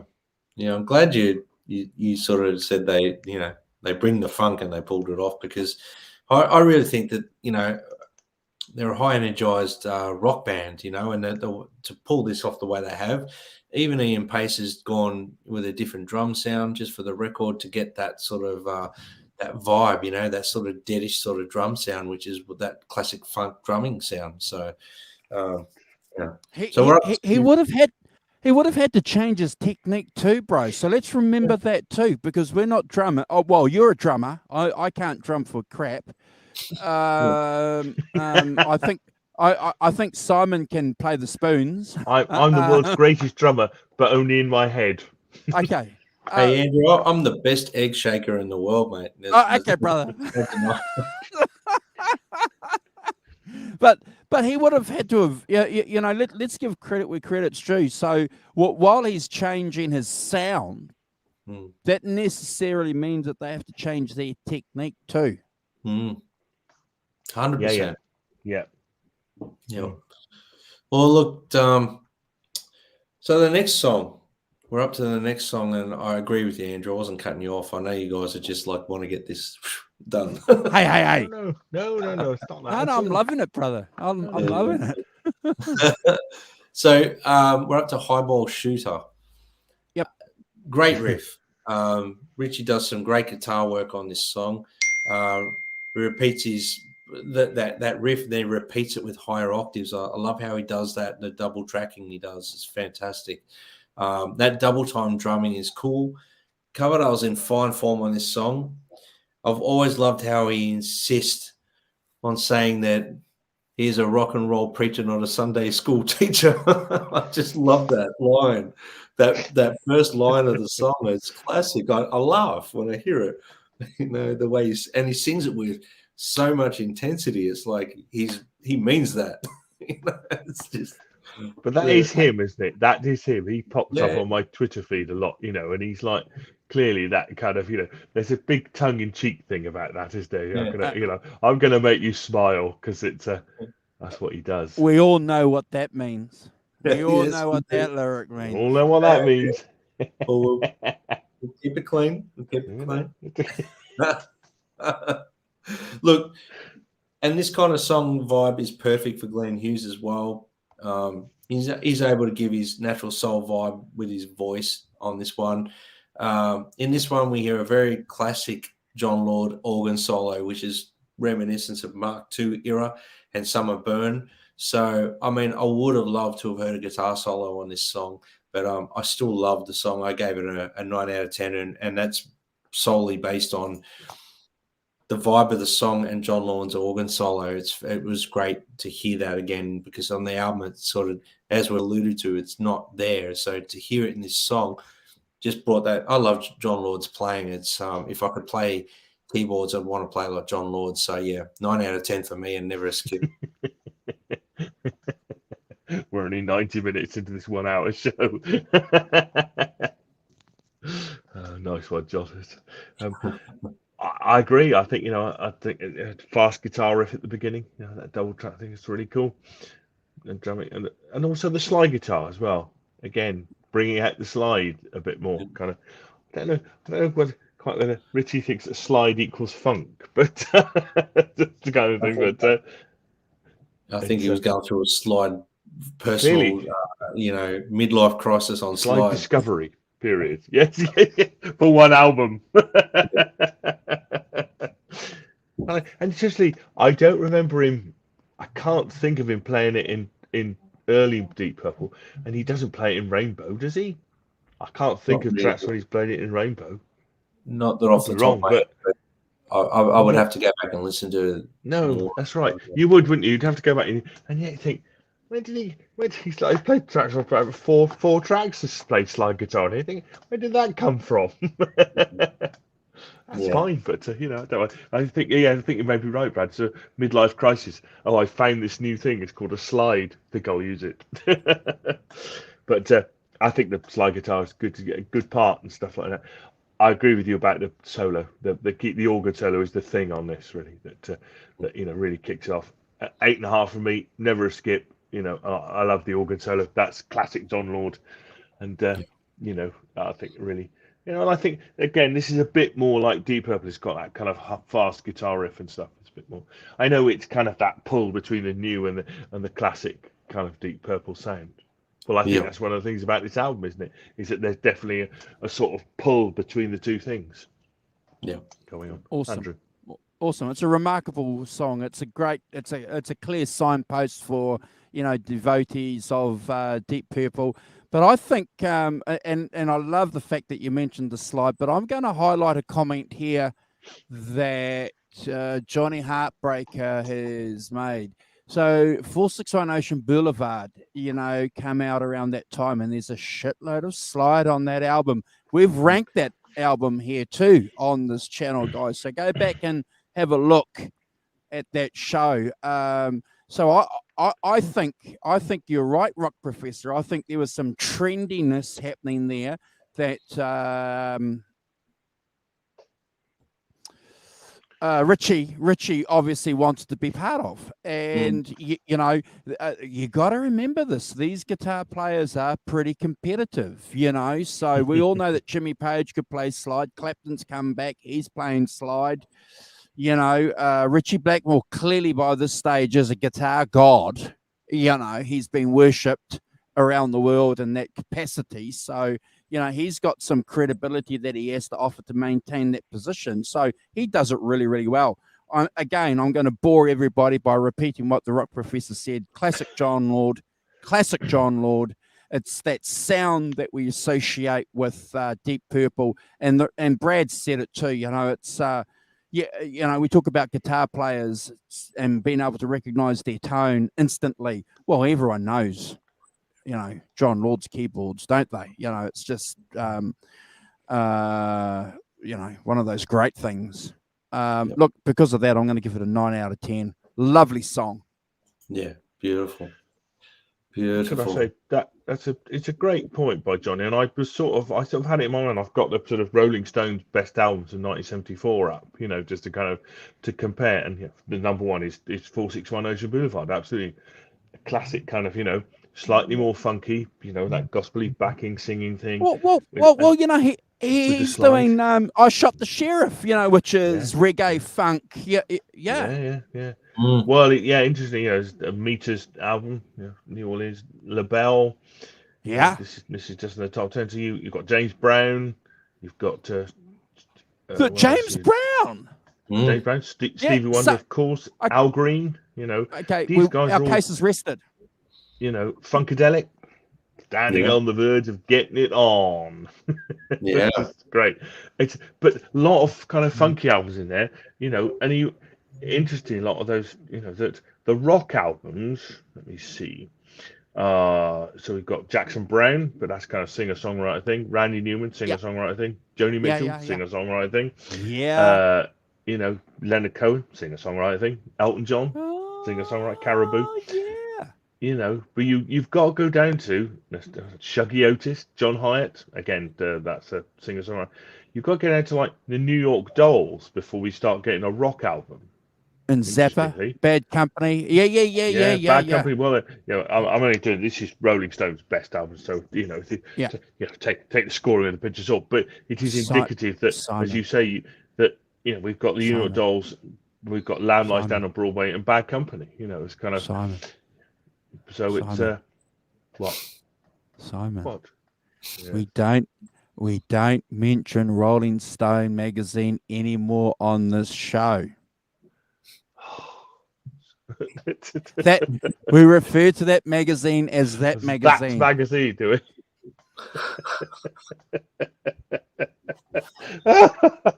Can we move on, fellas? Only in the historical sense, you understand. Okay. All right. Okay.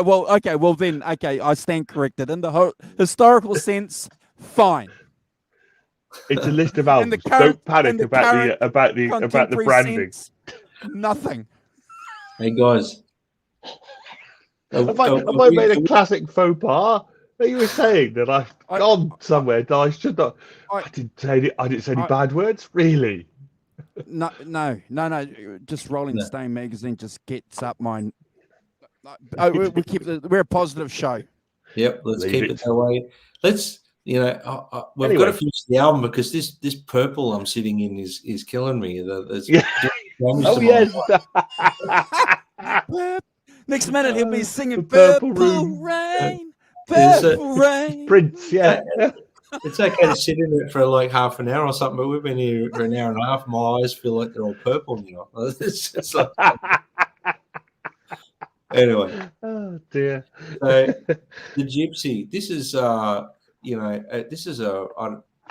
I may shock you guys, but this is a phenomenal song to me. I love it. It's one of my favorites on the album. I love the intro. I love the vocals, the dual vocals. Great playing from Richie. There's some phase pedal work here going on from Richie, and his guitar lines, the melodies are just fantastic. The drumming from Pace, like it's perfect. There's some really nice bass playing from Glenn Hughes in this. Catchy melody. I love the solo, like the dual slide parts. Just it takes you on a journey. It's like you listen, you get lost, is what I'm saying. It's just it's phenomenal, and I just really enjoyed this one. And I'm going to give it a 10 out of 10. It's never a skip for me. Yep. Simon. Okay, so yeah, I agree with you about it's interesting. It's kind of medium tempo rocker, basically, isn't it? As a keys and guitar backing, slide guitar solo, and key solo. Yeah, it didn't grab me in the same way, to be honest. I thought the second, you know what they say about the second last track on any album, don't you? It's where you put your weakest song. Okay. Before you, yeah, it's a classic thing to be said, particularly about vinyl records, is that if you've got a weak song, then you put it the second last track, somehow, and contrast it with two strong ones either side. I think you might be out on your own on that one. On this one, I'm happy to be out on my own. Don't try and rope me into that theory. Just saying. I never said it was my theory. Just saying it's a thing. Yeah, I mean, I gave this 7.5 myself. It just didn't grab me in the same way. Clearly, it grabbed you, Brad, as a thing. And I just couldn't. It just, as I said, just went by as a kind of thing. And I did listen to it about 6 times. I promise. I spent a lot of time on this album listening to it and getting to grips with it. And I think there was nothing particularly outstanding for me on it that really grabbed me as a thing. Well, you know what, Simon, you're lucky you gave it 7.5 and not 7, because if it was 7, you were going to get timed out, buddy.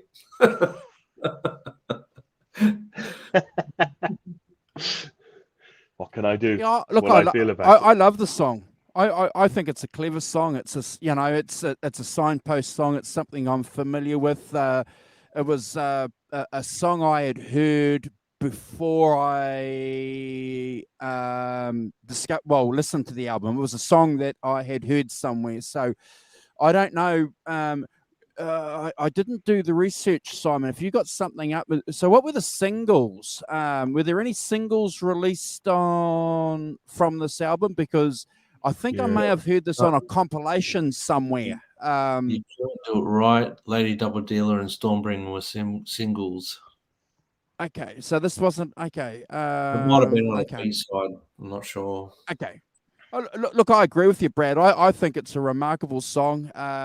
It's got the elements that we're familiar with, the bass playing, the vocals, the lyrics. I love the lyrics, especially.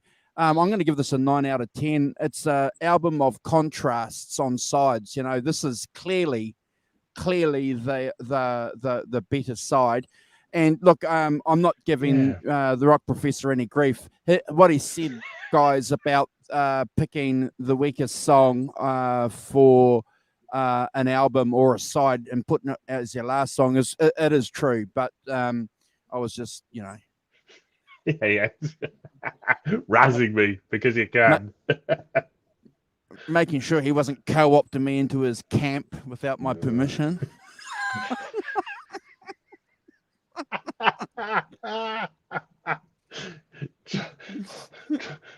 What to imply your guilt of something. Join me. I agree with you, Brad. It's a great song. It's got all the elements that satisfies me. So I'm going to give it, as I say, 9 out of 10. Never a skip, brother. Yeah, cool. Well, we're up to the close of the album, which is a song called "Soldier of Fortune." Very mellow song, a very mellow way to end the album. The guitar parts show us a small snippet of, a very small snippet of Richie's love for medieval guitar playing and scales. The vibe of the song is wonderful. The guitar solo, another double-tracked one. Great heartfelt vocal from Coverdale. Really enjoyed listening to this again. It's been a long time since I've listened to this song. It's almost one of those lost little gems. I forgot about it, to be honest with you. A really nice way to end the album. And, I gave it a 9 out of 10. It's never a skip from me. Simon. Yeah, I agree. Yes, I think that it's one of the things that struck me is that kind of acoustic kind of thing that I've not really sort of heard Blackmore do before, was kind of signposting what he was. But one of the things he went to on clearly with Blackmore's Night is much more of an acoustic thing. So I thought it was a bit of a signpost towards that, to be honest. Yeah, I know that's retrospect cutting in kind of thing. No, I think it's a pretty cool song actually. I like this. I thought that, as I say, it's got a good tune, and Blackmore can turn his hand to a good acoustic guitar riff when he clearly. Although I hadn't really heard him do much acoustic guitar before that, but I also like the mellotron on it, with the strings and stuff. That's really cool. I'm a sucker for a good mellotron. Me, it's so made it a bit more kind of proggy in a funny kind of way. Having that, stop stealing my notes.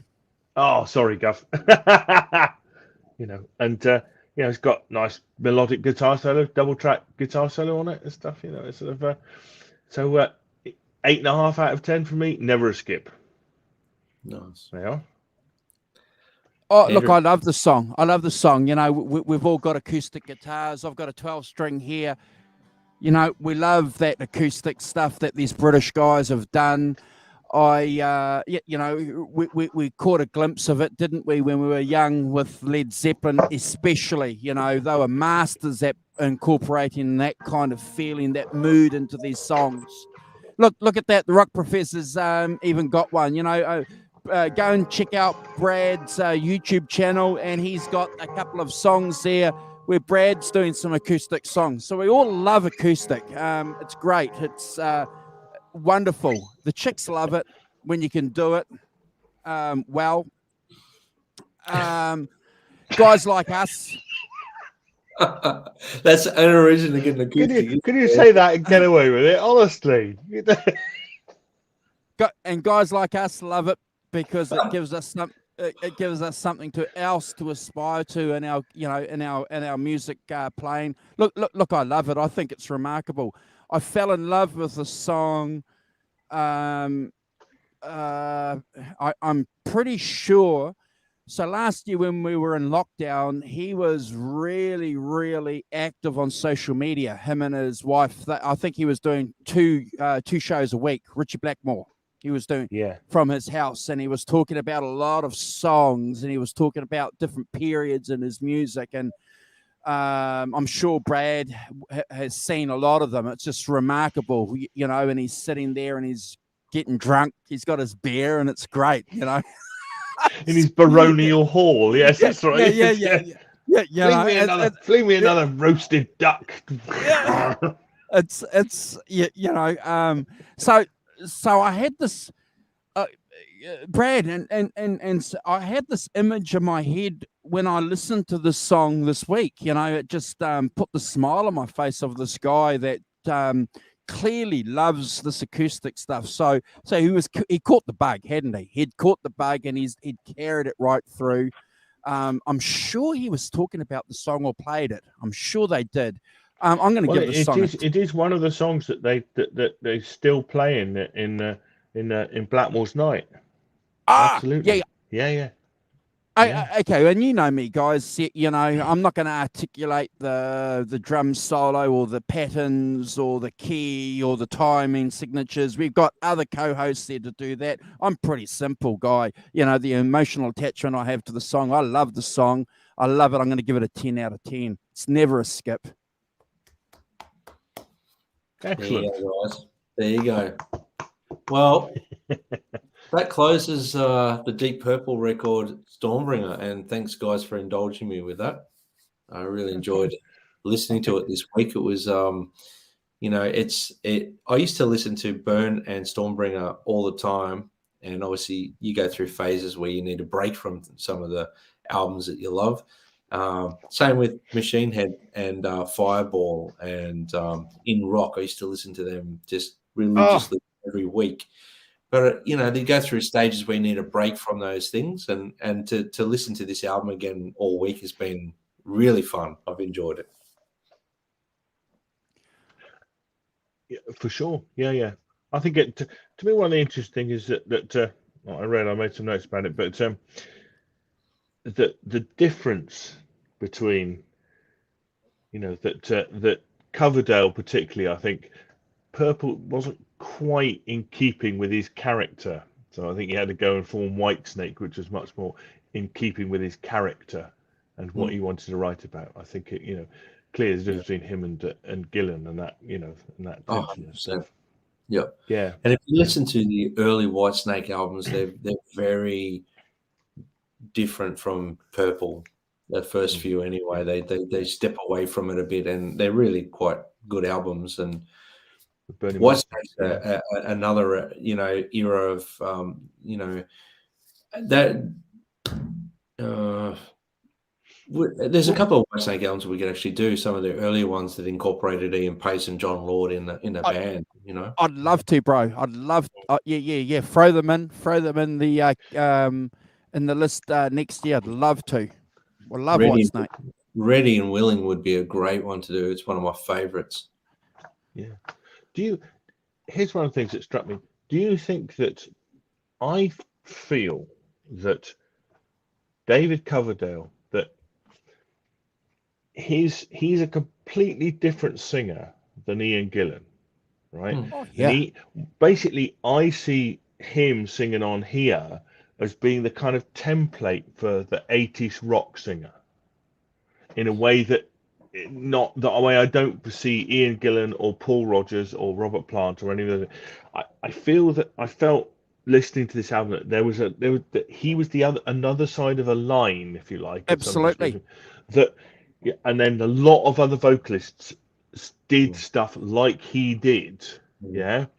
But Absolutely. he didn't do the same thing in the same way as Plant, Gillan, and, you know, in fact he had the long blonde curly hair and stuff like that.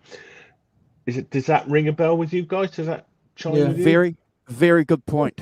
Yeah, that's why we call you the Rock Professor. And I do believe that you're 100% right. And I do believe that Coverdale had something quite unique in his voice that a lot of singers in that era didn't. And that was what the 80s rock bands gravitated to. Coverdale was a big influence in that. Even through the 80s, Coverdale was one of the leading sort of vocalists. Absolutely, yeah. But it struck me that clearly even on this record, which is 74, he sounded much more of that 80s era singer than he does the early 70s singer. Yeah. And as I say, there was this kind of seemingly that, you know, the earlier guys didn't sound like the later guys, really, if you compared them vocally and what they did, whereas he does. And I think he's kind of maybe the template on which, you know, a lot of other singers then hung their coats on it going into the 80s kind of thing, especially in America. No, that's a good point. In America.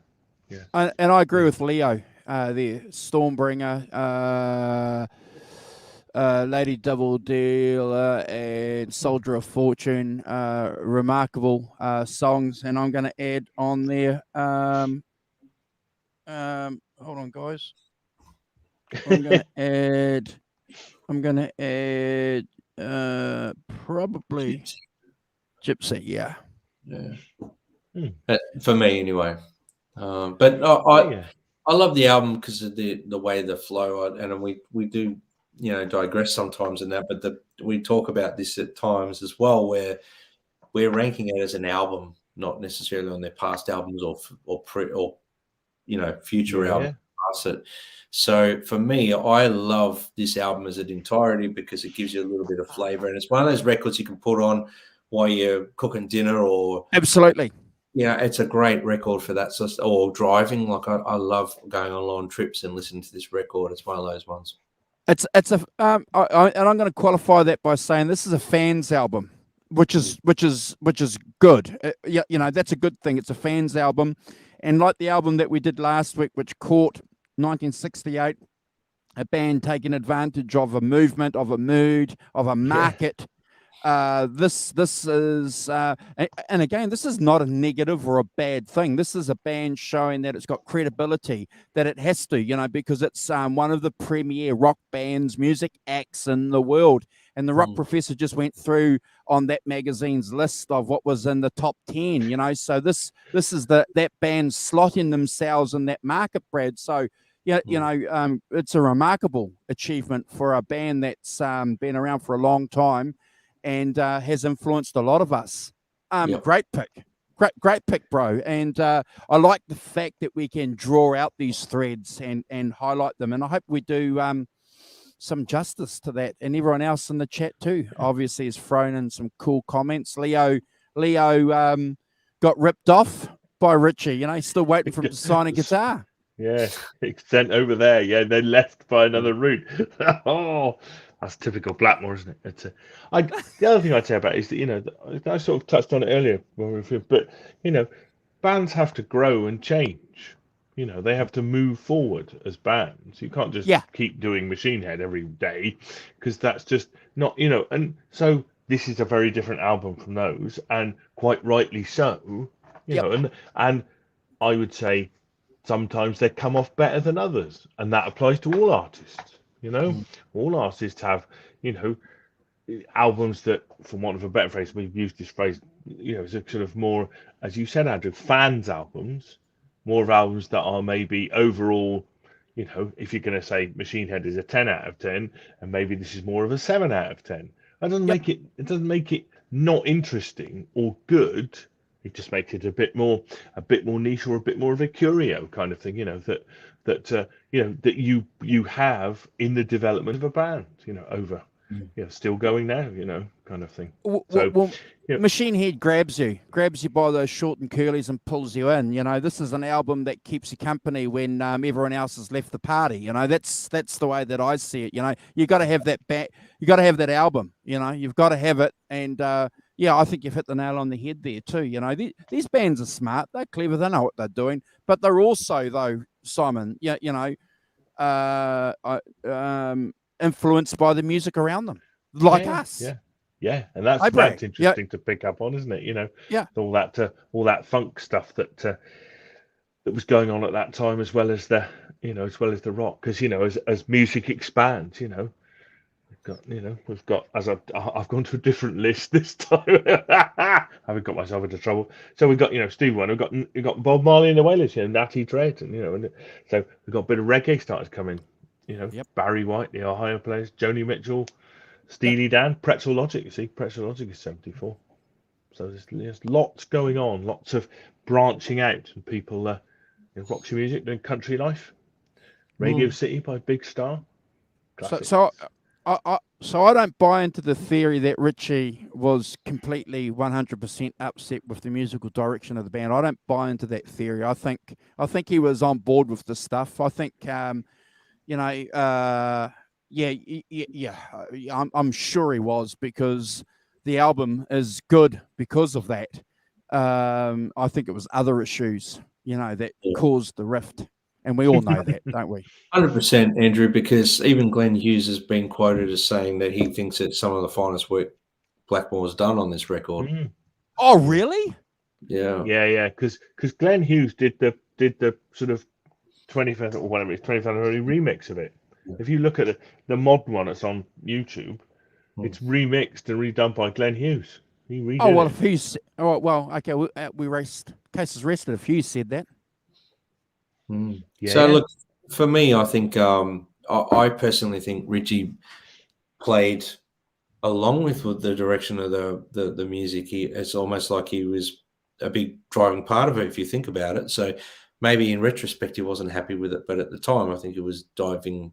And there's probably more to it, like you alluded to, Andrew. So, Richie, if you're watching this, I think there's some underlying tensions between, the sort of the old Purple Axis and the new. I would say that as part of it. It was not overt necessarily. That doesn't mean Richie played badly on it or anything like that. But I think I love his playing on it. I think there's a lot of stuff on it that's different for Richie, but I love that. So yeah. Thank you guys for the wonderful I think it's comments. significant that he left after this record. You can't. Something must have dissatisfied him about the band and about whatever. May not only have been the musical direction, but.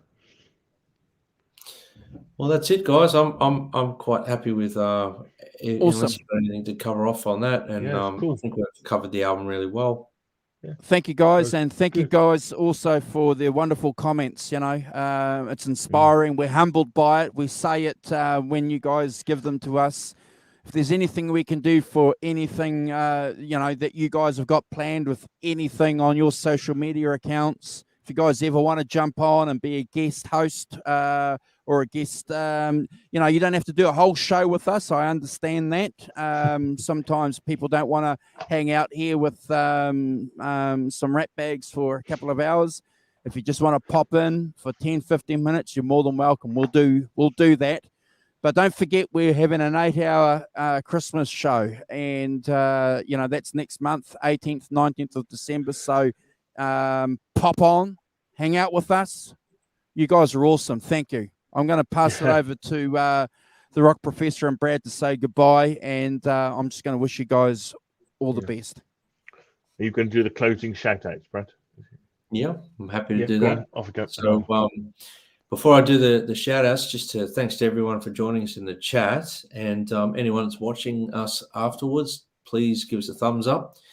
I expect everyone in the chat to give us a thumbs up already. You should have done that by now already. And I'm sure you all in the chat are subscribed. So help us spread the word. We've got a goal. We want to get up to 800 by the end of the year. I think we can do it. We need you guys to give us a hand. So please just share our channel with like-minded souls. And we look forward to growing and getting up there with you guys, helping us. So I want to shout out to Ambient Guitars UK, Sonia, shouts out to Helen and Keith, Mark Tanner, Ellen, my mother. We've got Leo, Johnny Heartbreaker. We always appreciate you jumping on. We have John, our art director and all-time all-rounder funny man in the chat. He actually antagonizes and no, I'm joking, but he incites a little bit of humor within the chat. And we really appreciate that. He's just waiting for you to buy him 20 beers at that corner bar gig, bro. So, John, look, we might have to chat, mate, because Andrew keeps getting me to cover the bar tab, and I'm not that well off, mate. I'm a struggling musician. So, if you're coming along, I don't envy you carrying Hoss's bloody gear as well. How many amps is he taking? I know, yeah. No, I'm not looking forward to that side of it either. No. He's got some guns. He'll be he can handle it. In the gym training daily. I better start training harder now just to get ready for January, start lifting heavier. I've lost where I'm up to in the chat, but I'll keep going from where I am. No, it's all good. It's all fun. Guys, we've got, I think I've covered everyone here. Johnny, so earlier in the chat, I don't think they're still with us, but we had Johnny Bean, we had Jay, we had Nerd Halen, which is Caleb. So thank you for joining us. We've had a lot of action in the chat today, haven't we? There's been a lot of Music Therapy Laz, he came as well. Keith Campbell. Laz, yep. I just saw that there. Guys, look, if I've missed anyone, I apologize, but we really always do appreciate you guys joining. Oh, there's some rat bag we're going to have to block here. Andrew, Simon Williams, some bloke. We're going to block him. Get rid of that rat bag really quickly. Majestic, PB&J Cat. Yeah. Thank you for joining us. That's really cool. And I can't go back any further than I already am here, guys. So, but thanks again, Nelson. No problem.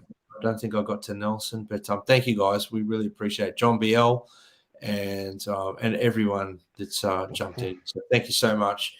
I'll hand it over to Simon. Yeah. Next week. So thanks to everyone in the chat. Really cool comments. Lots of good stuff going on. And also shout out to Teresa. Get well soon, Teresa. Hope you're good. And of course to Warren. Thinking of you, mate. So awesome. And we'll see you. Yeah, we're warming up ourselves for the Christmas extravaganza, and hoping that get some of you guys on. And Beatles. Don't forget the Beatles next week, guys. And the we're Beatles next talking week. Beatles. Beatles. Yeah. Thank you, guys. Yeah, fantastic. Yeah, take care, all. Have a good week.